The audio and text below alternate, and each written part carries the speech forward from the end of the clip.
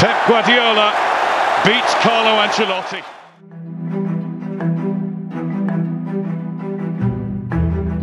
গত মৌসুমে champions league ফাইনালে রিয়াল মাদ্রিদের কাছে হেরে স্বপ্নভঙ্গ হয় ম্যানচেস্টার সিটির। গত রাত তাই যেন ছিল মধুর প্রতিশোধের। ইতিহাদ স্টেডিয়ামে রিয়ালকে 4-0 গোলে উড়িয়ে তা সম্পন্ন করল সিটি। 2 লেগে জয় নিয়ে গার্দিওলার শিষ্যরা এখন ইউরোপের শ্রেষ্ঠ হওয়ার ফাইনালে। সেখানে তাদের অপেক্ষায় ইন্টার মিলান। খেলা এবার ইংলিশ গতিময়তার সঙ্গে ইতালীয় রক্ষণব্যূহের। হৃদস্পন্দন স্থির থাকার সুযোগ নেই যে মহারণে।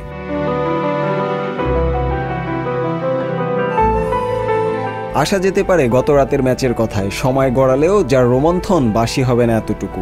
মাঠে হল্যান্ড কেন্দ্রিক ব্যস্ততার সুযোগ পুরো মাত্রায় নিয়েছে সিটির অন্য ফরোয়ার্ডরা। প্রথমার্ধে বের্নার্দো সিলভা সিটিকে এগিয়ে নেন জোড়া গোলে, পরে একটি গোল করেন আকানজি।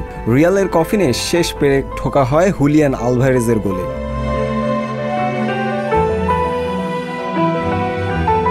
মাঝমাঠ থেকে একের পর এক আক্রমণ সাজিয়েছেন ডি ব্রুইনা, বেনজেমা, ভিনিসিয়াস, রদ্রিগোর মতো রিয়াল তারকারা গতরাতে ছিলেন একরকম দর্শক। এজন্য সিটির একের পর এক আক্রমণে ম্যাচ হয়েছে একতরফা। ম্যাচ বিশ্লেষণের প্রতিটি ক্ষেত্রেই সিটি ছিল এগিয়ে। বল পজিশনও তাদের বেশি, আক্রমণেও তারা এগিয়ে, গোল শটেও তারা বেশি। কোনো কাকতাল নয়, বরং এক ন্যায্য লড়াইয়ে প্রাপ্য জয় নিয়ে কাল ফাইনালে পৌঁছেছে ম্যান সিটি।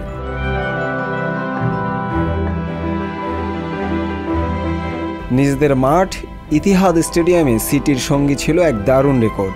এ মাঠে খেলা শেষ 25টি ম্যাচের একটিতেও হারেনি তারা। 23টি জয় আর 2টি ড্র তাদের অপরাজেয় ফুটবল সামর্থ্যকে সুস্পষ্ট করে।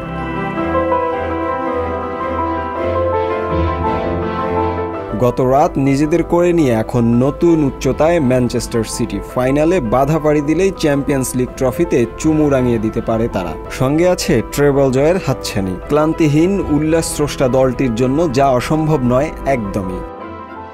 স্পোর্টস ডেস্ক, সংবাদ প্রকাশ। সংবাদ, ফিচার ও অনুষ্ঠানের জন্য ভিজিট করুন সংবাদ প্রকাশের ওয়েবসাইট এবং যুক্ত থাকুন ফেসবুক পেজ ও ইউটিউব চ্যানেলের সঙ্গে।